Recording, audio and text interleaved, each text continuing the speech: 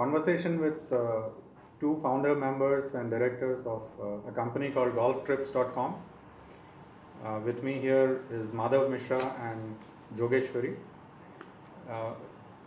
I'm essentially trying to find out what caused them to start this company and how and where it is going from here. So Madhav, hello. Yeah, hello. First question, how did you decide to start Golf Trips?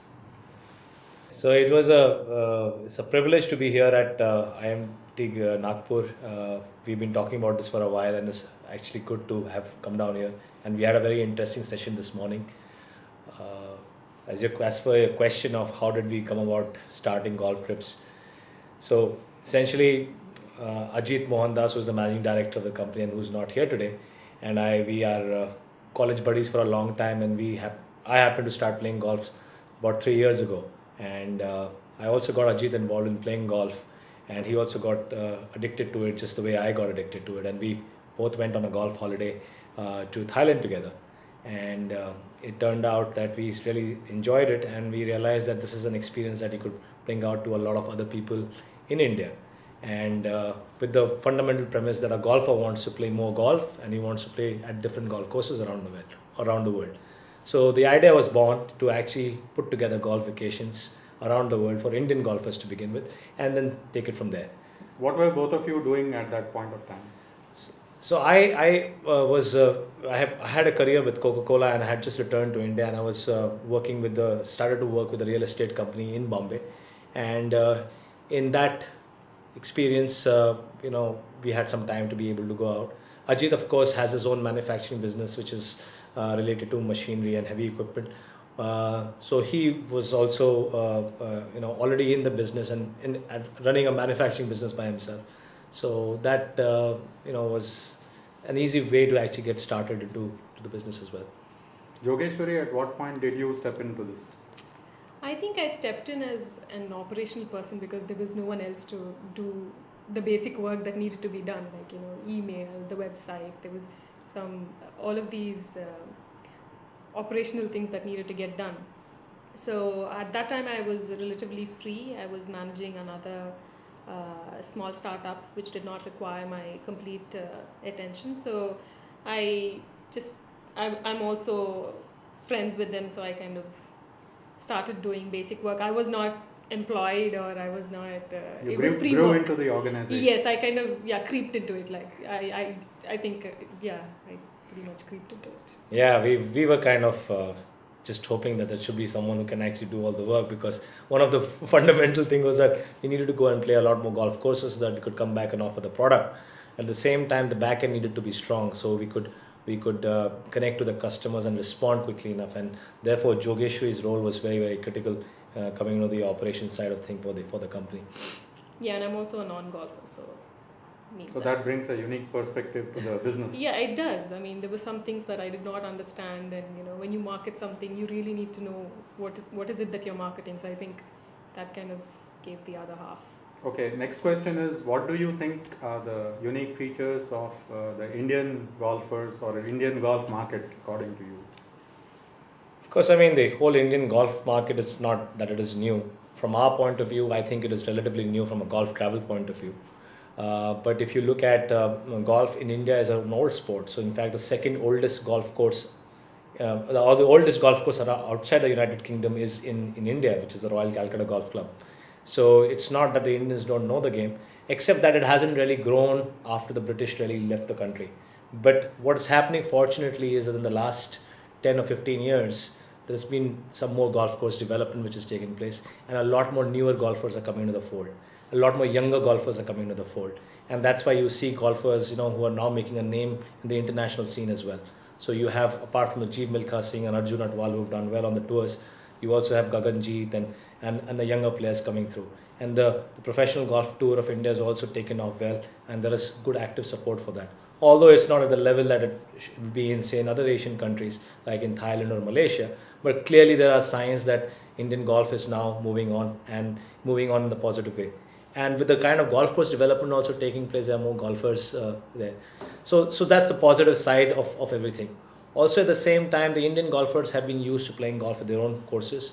While there are estimated there are a large number of golfers. There are varying estimates, so we don't really know how many golfers there are. But golfers are from different backgrounds. So a lot of the golf courses are with the army and the services. So a lot of golfers tend to be from there. Similarly, there are a lot of golf courses which are owned by by state-run companies like the railways or Indian Oil and organizations like that, where again there are golfers, but the perspective that they've had is that they've been limited to the golf courses and the quality that is there with them. So they haven't really had an international exposure. And this is, I think, where there's an opportunity for a company like us to be able to expose the Indian golfers to international golfing facilities. So in a single sentence, if you were to describe your product, what would it be? We say, like, you can just explore the world with golf, and that's really our line as well. That there's an opportunity to see the world and also play golf. And I think the market in India is quite untapped. There's a lot of potential because I think only about maybe 1 to 2% of people may have traveled abroad exclusively for golf or regularly do so. So with the increase in the number of golfers and number of people who are interested in traveling, I think there's a huge potential. Are you the first in India to offer this concept of golf tourism to Indians? As a specialist organization, yes. I think there have been default options which have been there in the past. Yeah. It's not that people in India have never traveled on a golf vacation. Yeah. I think a lot of people have. And therefore there have been people who've catered to that kind of requirement. And these have essentially been travel companies who've been able to link up with travel companies abroad and put a product together. But I don't think, and I think as far as we know, it's a fact. Don't think there is anyone who's actually specialized in this line of business. So we are a dedicated golf travel company. I don't think there's anybody else who does that. Would you say that the Indian golfer is interested but unaware of how to go about golfing more? Well, the reality is that sometimes a golfer does not even know that these possibilities exist. It's not that he does not know there are golf courses around the world and there are spectacular courses around the world, but the concept of golf travel is still not registered in people's minds. So they have been used to playing at their own golf club or their own golf course, and they play it repeatedly. Once in a while they might like to explore the course nearby, but the concept of golf travel is not yet there in people's mind that there's such a thing that you can do. But as people are taking up the game, and and we are trying to tell them that these are opportunities that are there, and once they do travel outside, they realize, oh, this is another concept altogether, and it's worth repeating in the future as well. So it's knowingly or unknowingly, as we say, they need to be told that we have this product on this. So it's actually a whole new market that seems to be waiting to be developed. Yes, in a lot of tourism, in a lot of ways, because a big percentage of the golfers, a majority of the golfers in India haven't been exposed to something like this in the past. While they may have traveled abroad, they would not have traveled abroad on a golf holiday. So what is the most difficult part of selling this concept or this idea to the Indian golfer? The fact that you have to spend money to play golf. So in reality, people say that the idea is that I play at my golf club. I don't have to. I'm a member here. I don't have to pay for a round of golf. So that initial trial of ensuring that people can go out for the first time and play a couple of rounds and come back, which gives them a completely different exposure. That is where our challenge lies. But we have to figure out ways of doing that. Obviously, there are advocates, the people who have already traveled with us. So there's word of mouth that's spreads to the others, and they tell the people that it's a different experience altogether. And also what we are able to do in terms of bringing the right quality of courses and educating people about them. I think getting the taste of the product is really important. And for example, if what we did recently in the Assam Open was give out the lucky draw option as a golf tour for to Thailand. That's the best way to get people to try your product and experience it. And once they get hooked onto it, and then they keep using it over and over again. I think that's one of the ways that. What are the primary tools that you would be using to market yourself?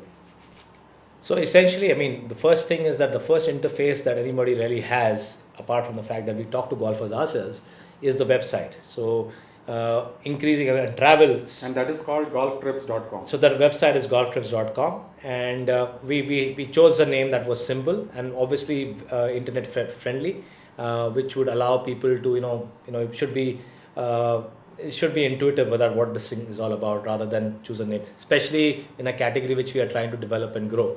Uh, Beyond that, there is obviously the things that we do to drive traffic onto our website, which will be through internet advertising, through Google, and through social marketing tools like Facebook and Twitter, which have become very popular. So we are using all of those, and then of course there's the golf publications that we regularly advertise in, like the local golf magazines. And other than that, we are looking at different areas as well. So basically the relationship is really at the golf course. So our relationship with the golf course is key to be able to promote our packages. So we have regular packages and offers being put up at Golf Plus, and there's of course the whole emailing activity with our existing database that keeps going on, and that spreads farther and wider. You recently did a tournament for amateurs in Thailand, Right. In collaboration with an authority of tourism there. Right. Can you tell us something about that a little bit? Yeah, I think one of the things that happened is that we have been actively looking for support from tourism bodies in countries where golf is already set from a destination point of view. So Thailand is one of them, and Malaysia is another, and there are other tourism bodies who are actively trying to promote golf. Maybe not so much in India as much as outside. So the thought was that we should be able to approach these tourism bodies and tell them there's actually a market in India which we can build on. And for countries like Thailand or Malaysia, where the Indian traveler is actually used to going there, they've generally been exposed to the very value sort of travel. So from a tourism point of view, the tourism board's point of view, bringing golf in actually gets them the higher value, higher share of wallet from the traveler as against just a regular traveler, because golf induces a lot more spending. So they are also interested in trying to bring, because it's not that India is not a big market for them. There are a lot of people who are travel to Thailand every year from India, one of the most important markets for Thailand for the tourism. But the point is that how do they actually get higher share of the wallet from the customer? So golf is essentially one tool, and they see that. And Thailand has fantastic golf infrastructure. Around Bangkok itself, there are 70 golf courses, and about 250 golf courses in such a small country. So they have made an infrastructure which is catering to tourism, and so we are saying to them that, listen, we have a market, and if we can work together and build it out, then there's potential. So that's how the idea of the tournament in Thailand was brought about. So we said we'll expose the Indian golfers to some good quality golf courses with good quality accommodation and other infrastructure, and that would obviously be trigger to doing for them to do such more trips in the future, independently or in groups. And I think it's an easier market to penetrate as well. I mean, to sell or market, because it's close. It's almost like close to India. I mean, in terms of taking a flight, it's a direct flight from most metros. And once people get used to that, then you can start marketing maybe the more inaccessible or the far off places which are more popular for golf, like Ireland or Scotland or anywhere in Europe or the US. So I think it is easier to start with Thailand, but also it's definitely a very good market. But in terms of actually making this come true, or the tournament to happen, how long did it take, and what was your experience since you were involved in the operating part of it? I think it took at least, we started thinking about it in June, and we had to move really quickly because we knew that we as a new company, we will have to market. We also needed credibility to sell that package. And one of the options was, one of the factors that added credibility was the Tourism Authority of Thailand's logo on it, and that they were also marketing it along with us. And we had to move really quickly. So by July, we needed to start advertising. So it took us, 4 months? Yeah, we did the event in November, and we started working on it from June. And so it was like basically about 4 months, 4.5 months of work that went into it. So, and if you think of, you asked about how an Indian golfer is different. They don't plan till October end. So that it makes it so much more difficult. We get inquiries in August and July, but then they don't really tell you that they're coming till October end, and then the entire booking process is completely different. Yeah. For events of that scale.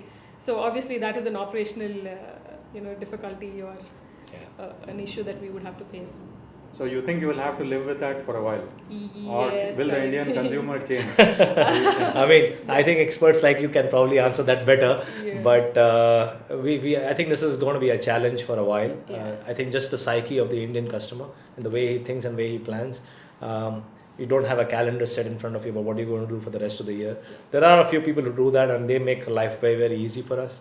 But in reality, I think the Indian customer does not plan that well in advance. Yeah. What are the main segments of consumers that you think are your target market currently and what might be in the future? Yeah, so I mean, essentially, if you look at the whole pyramid of golfers across the country, then we said that there are about maybe 1 or 2% of them who have traveled on a golf holiday before. And those are typically the people who've already been to 5 or 6 or 7 or maybe 10 different destinations. You will, increasingly hear if you go to golf courses in Bombay or in Delhi that I played in 25 countries, I played in 30 countries. So that's one end of the spectrum where you don't really have to sell the concept of a golf holiday, of golf travel. But what is important is that you're able to create some excitement for them, which is new, and that they want to go and try out something new or new destinations or something which comes in a unique mix sort of way. So, for example, I would be trying to focus with them, like saying, okay, why don't you go and play your golf uh, in UK when the British Open is taking place in the United Kingdom. So we will actually make packages which will allow access to British Open on one of the days, and while on the other days they can play golf around it, or something which is at another level altogether, which is people can go and watch the Formula One race in Italy and also play golf alongside that. So those are at the top end of the spectrum. The lower end is where basically all the golfers lies who have not traveled on a golf holiday before, and we are saying we need a trigger. So we need value destinations and packages and easy to do, convenient ones like say Thailand or Malaysia, which are in Southeast Asia and not very far away. We would love to do within India itself, but in reality, a cost of international travel is almost as the same as for most domestic travel. So while it's okay for people from Bombay to go to Pune or from Chandigarh to go to Delhi, it's not necessarily great thing for a Bombay person to travel to Bangalore to play golf, because the cost of flights or whatever is going to work out the same. Almost the same. And If you went outside. yeah, and besides in Thailand you get a lot of choices to play, or in Malaysia you get a lot of choices to play. You can play 4 different rounds at 4 different courses over a period of 2 days or 3 days or how much of a time you want. So in that sense, you have that lower end. Which we can continuously, and these people once they do it, and then will do it again, and then they can graduate to other destinations in Europe or in Africa or Australia or New Zealand or whatever. In terms of their age or occupation profiles, Yeah. are there any observations that you have? Yes, like I said in the beginning, there are a whole bunch of golfers who are from say the army courses or from the government or railways or organizations like that. While a lot of them who are say club golfers in Bombay or Delhi or Bangalore, they are senior management in big companies, or they are business owners. So we have and both these kind of people are at different points in terms of golf evolution or golf travel evolution. So we have to cater to that. And the good thing is that the people who travel so far, they obviously have money to spend and they can do that, and therefore it's also attractive to a lot of associate companies to get involved with events such as ours. What happens to the accompanying people, let's say a spouse wanting to travel along with the golfer? That is one of the things that we had to look at very seriously, because obviously if the man is going to go for a week's holiday in say Thailand, the wife will definitely want to go along, or she's not going to let him go, or etc. So then you don't have your business. Yes, then we don't have our business. So we need to add on that business. And what we do is we have these theme-based things. So you can also have your wife on for, say, a spa package or a sightseeing package or a cooking package. So a lot of people go, say, to Thailand for the golf. The man goes for the golf, and the woman goes for Thai cooking classes, which is actually very popular, and it's very well set in, say, in Bangkok or Pattaya. And they really enjoy it quite a bit. We've had quite a few couples who've done that. So that's one way we make it a family-oriented thing versus just getting men to go. We do have lots of groups of men who travel exclusively for golf, but this is one great way of including everyone and saying, okay, this is not it's not taboo, you know. And it's not like you that, don't need yeah, to and go. it's also that the women are also not traveling on golf. We've had with a couple of women That's lady true, groups actually. who've traveled with us, just ladies groups Yeah, just who travel to ladies. play golf, Okay. and it's a question of what kind of destination and how do you bring interest alive in people. So while Thailand maybe they're not the completely beaten track, you can go out to off the beaten track kind of countries like Vietnam, where you can do a complete art, culture, and and history culture. trail. So while the guys might be playing out golf out in the course, the ladies can actually do an art gallery tour and possibly even pick And up. I think like places like Vietnam are underexposed in terms of what they can offer culturally and in terms of experience. So if you really market it, I think there is a lot that you can do in sending even non-golfers along with golfers for tours.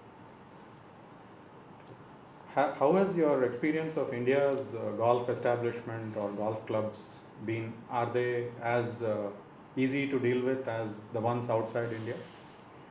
Obviously, I think we can't call India a golf destination for various reasons, including that we don't have the same quality of courses or the number of courses that other golf destinations have.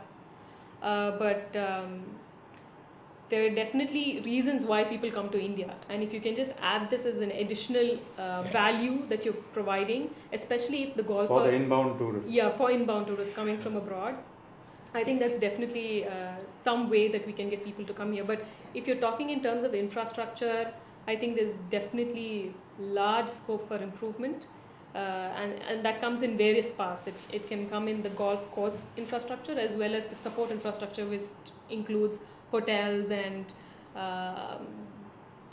just transportation and connectivity between golf courses.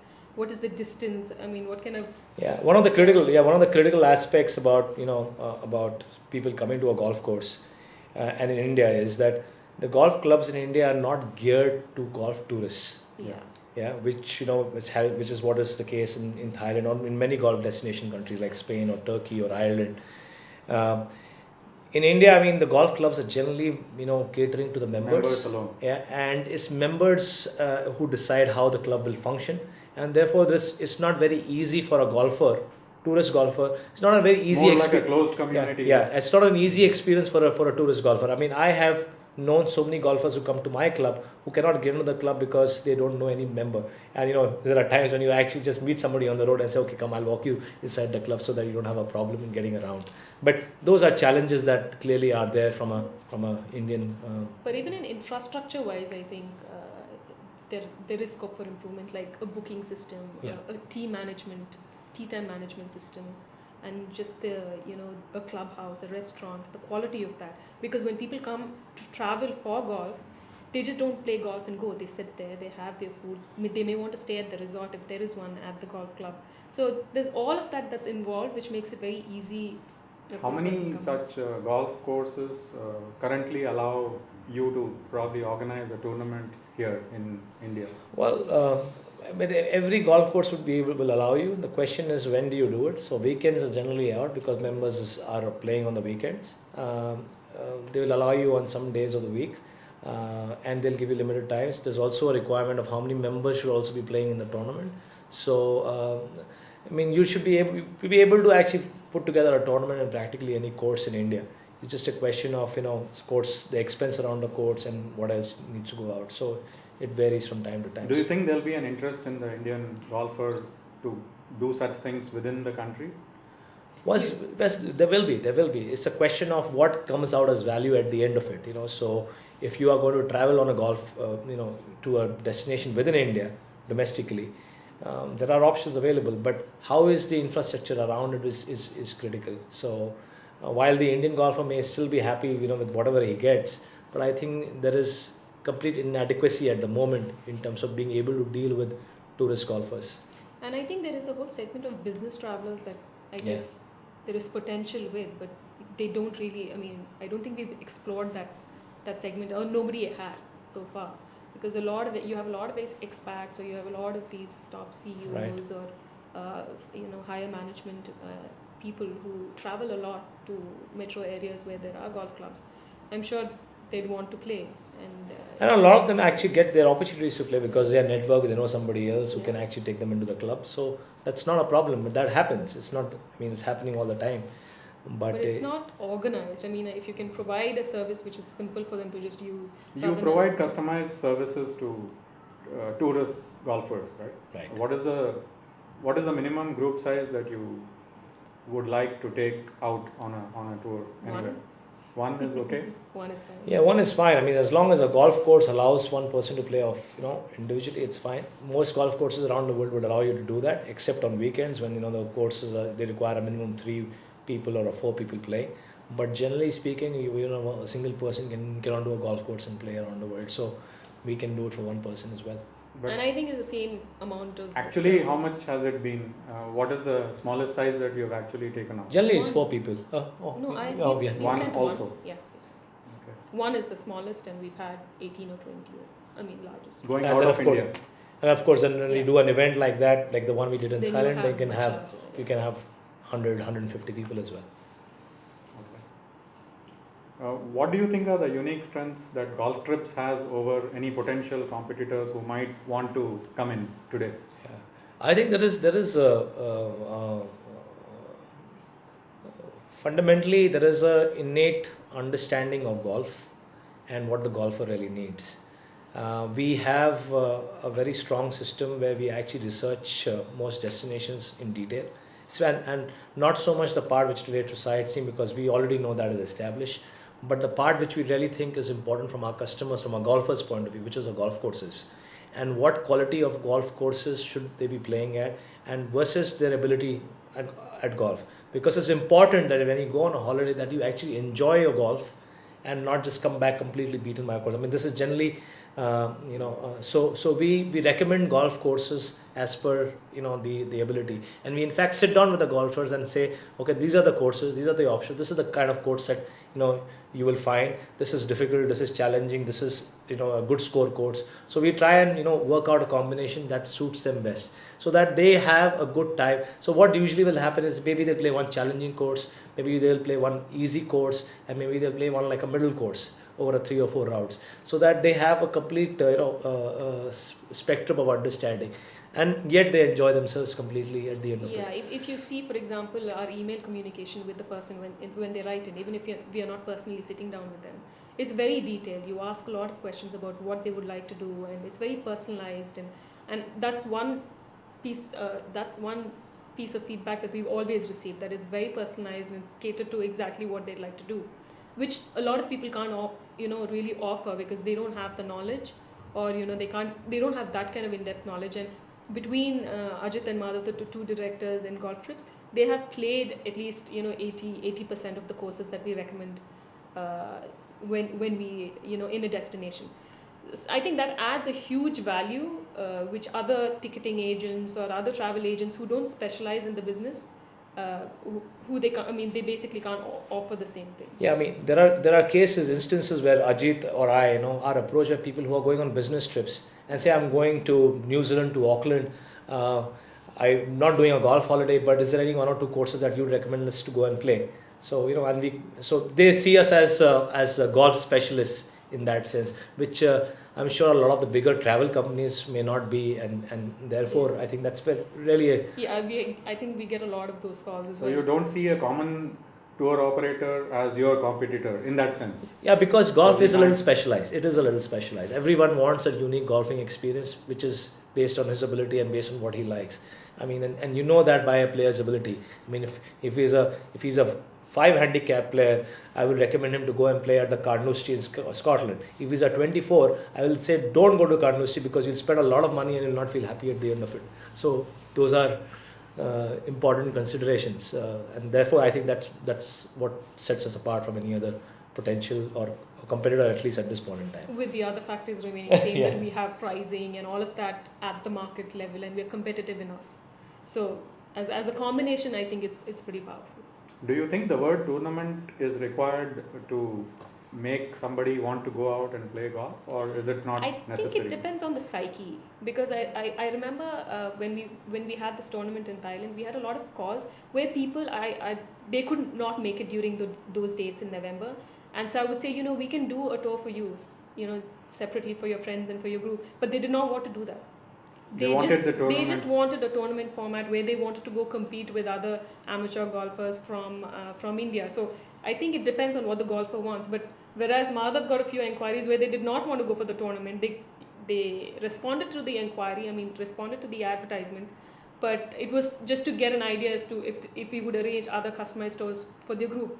So I think it's completely different Yeah. I mean, Yeah, based on it's the golf. but to just getting into your question a little bit, there is obviously something that we are trying to create when we say tournament, which is why we are able to rally so much participation. From a point of what it does as a tournament is that yes, there's a little formal thing about it, that I'm going to play in a tournament, which is probably easier for him to get away with. No, that's one thing. And apart from that, there's also the scale that because of the tournament brings. We are able to get Some good discounts. discounts. You're able to get sponsors, and you're able to add a lot more value. You can So also network, I think. and there's an opportunity to network. You're able to meet a lot more people. So it's a bigger event, bigger platform, and I think a lot of people feel that that'll be a good time, to just go and meet so many other people. In fact, when we had a tournament, when we had the one in Thailand, there were golfers who came to us and he said, who for traveling from Bangalore, and 4 of them, and they said they play together all the time. And a lot of people are saying, okay, put me in the same group as I usually play. But they said, no, don't put me in that group. Put me in another group. Otherwise, what's the point of coming all the way here and playing with the same set of guys that I play with? So for a lot of people, it's also about discovering new friends and finding new. So I think it makes a difference overall as a concept. Okay. Just give us a brief on your backgrounds, all the founders of Golf Trips. Yeah, Jogesh, you can. No, I Maybe think you I can should start. be the last.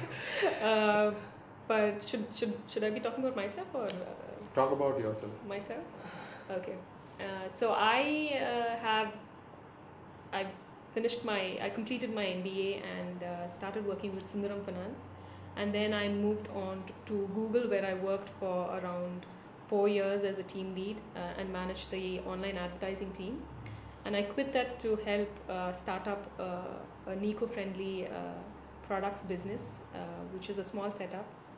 And like I said, I kind of creeped into Golf Trips because there was an operational requirement, and that is what I feel like my strength lies in. I mean, I like doing that stuff, and there was a huge potential in this business. So it was really interesting for me to get into this and set it up, and it was like a startup. Like all the passion and all the interest that goes into starting a startup, I think that was there, and that pulled me in. Yeah. Yeah. So, Yeah. you can add about yourself as well as the others who are. Yeah, with right. you. Yeah. So I'll just talk about Ajit first. Ajit Mohandas, who's Was it his idea or yours? Well, I think each one will claim that it was his, Yeah. but I think it kind of hit us together at the same time, and I guess that's what has also kept us together as friends for such a long time. We tend to think of the same thing at the same time. So Ajit is a graduate from Institute of Technology, Banaras Hindu University, and he passed out in 1994. After which he was involved with his manufacturing business. There's a company called Asaco. So where they're involved in the wire and cable industry amongst others, and work as collaborators for a lot of European companies, and they supply machines to a lot of leading Indian companies. So Even to that's ISRO, actually. yeah, and so Ajit and I go back a long way because I was also in IT BHU, and we studied in the same years, 1994, and I passed out of engineering. I worked at a German company called BASF for 2 years, and then I went on to do my MBA at XLRI Jamshedpur, after which I joined Coca-Cola, which was in around 98, and was in different roles within Coca-Cola, working in the bottling operations of Coca-Cola, and towards the end I was in Vietnam, where I spent about 3.5 years with Coca-Cola in my last role as the general manager for the South Vietnam operations. Came back to India about 3 years ago, and then was with real estate briefly, and until about April 2009 when we started Golf Trips. And when I was starting out, there was some other work that I was doing, but now most of my time is with Golf Trips. So that essentially is a team. There's also a third person, fourth person, Chandradev Bhagat, who's there, uh, who has been helping. He comes from a sports and media background. So while he's not engaged full time with us, there's a lot of assistance that we're able to pull through him. So he was also one of the founding members as far as the company is concerned.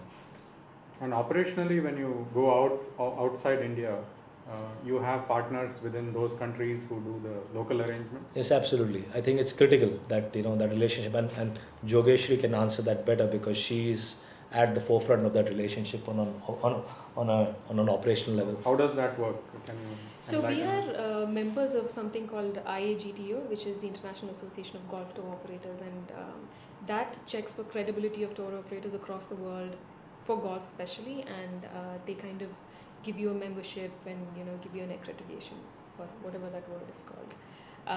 So that has helped us significantly in getting into that market of international golf tour operators, and we tend to collaborate with members across of IAGTO in other countries as well. Not all of them are IAGTO members, but then we do a lot of research on the net in terms of what they offer, and we communicate with them pretty continuously and figure out who is able to give us the right kind of value and who's flexible enough. Like we've been talking about in the morning as well, sometimes Indian golfers are just not predictable in terms of their plans, in terms of when they do anything, in terms of planning, and what they change even after everything is done. So like even after they've paid up for everything, they change a lot of things. So you need to have people who are flexible and who really respond quickly. In a world where email is like in every second, people expect you to respond within like minutes. So I think all of these factors, we kind of evaluate them and figure out who is it that we could get best. Yeah, but very, very importantly, and this is one thing that we would not have a partner without having met with the person ourselves. So when Ajit or I are traveling, we will actually have detailed meetings with them, discussion, and see if they are in the right place and they have the right infrastructure, they have the right attitude, they understand what the Indian market would be like, what the Indian customer would be like, to sensitize them to the Indian market. And I think setting expectations at that level. Yeah, so a lot of that we have to do. I mean, you can't be doing that just on With the a internet. new person, Yeah, completely yeah, unknown. Yeah. So you have to be able to interact with them. You have to also do background checks on them. So which when you are in the market out there, in the destination out there, you're able to do those background checks because you'll meet with other partners like hotels and golf courses and check their do a background check basically to know that you are in safe hands, because it's very critical that the service is absolutely right. We ask for references from of their previous customers and we speak to them. So just like you would do to get into a partnership with in any other business, just like that. Okay, one last thing. Where do you see golf trips going from here? That is next 5, 10, whatever number of years that you can see into the future. Yeah, I think clearly we have an opportunity the way we've gone about it, and the more we have got into it, we realize that this opportunity is there. The critical challenges that we need to address, but I think there'll be 2 or 3 things that will be happening over the next 2-3 years. I think we'll be wanting to connect with the Indian golfer in a more meaningful way. Not that we haven't done meaningful stuff now, but that'll be a conscious part of our strategy, and we'll plan it like that. We would like to also get involved in try and bring more corporate relationships to the table, which would enable us to bring scale to the whole development of golf tourism. So enablement can be in the form of what activities I can do jointly with the corporate to promote golf, whether it's golf education material, content, clinics, theory of golf or whatever, so that the corporates also can build and golf is clearly an area of interest because it provides a lot of platforms for a corporate to network with clients and employees and individuals and whatever. So that's one area that we want to also do. And I think the other big opportunity for us is in building the inbound tourism out in India. So wherein we are while it's a challenge, which Jogeshri has already talked about the infrastructure and inadequacies, but I think the opportunity lies in being able to anchor it with some other anchors which are already there in Indian tourism. India is a country that people want to visit, and as India gets bigger in the economy, people are want to take notice of it, and people do ask, is it golf in India? Is that possible? We'll do it, but obviously they'll come and see the Taj Mahal. They want to see a call center. They want to see where Slumdog Millionaire was shot. They want to see all those things. They want to see wildlife. There's fantastic wildlife. There's also the Himalayas. There's so many things to see in India, and it's a question of how golf can get plugged in along with that. So I think that is one big area, because at least from a market point of view, we already have an established market in terms of traveling golfers. So if we do all these three things right, I see no reason why we should not be a leading golf travel company in Asia, and definitely a I think leading. there's definitely scope for Yeah. getting into other branching of into other things Diversifying. like into diversifying. golf related services. Yeah, I mean it does not necessarily need to be golf travel. I think there's scope for you to move into other things because Yeah. But if you intrude into the general tourism market, don't you think you're No, I was crossing not- paths No, with the no. when we're talking about diversifying, you're talking about into other golf related Only services. related only to golf. golf. Yeah. Like for example, tournament management or tournament consulting services, or There might be an opportunity in some niche tourism areas, so which are like, say for example, bird watching tours, is a niche tourism area, or wildlife, or Formula One tours, people going to watch for. Those are those niche areas which which we could be a natural extension, but that's just a thought at But this yeah, point in that time. is But if you're talking of diversification, we would most likely go in the golf way Okay. into other services. Okay, thank you very much, Yeah. Madhav and Yogeshwari, both. It's been very interesting. Thank you. Thank you very much. It's a pleasure being here. Thank you. Thank you.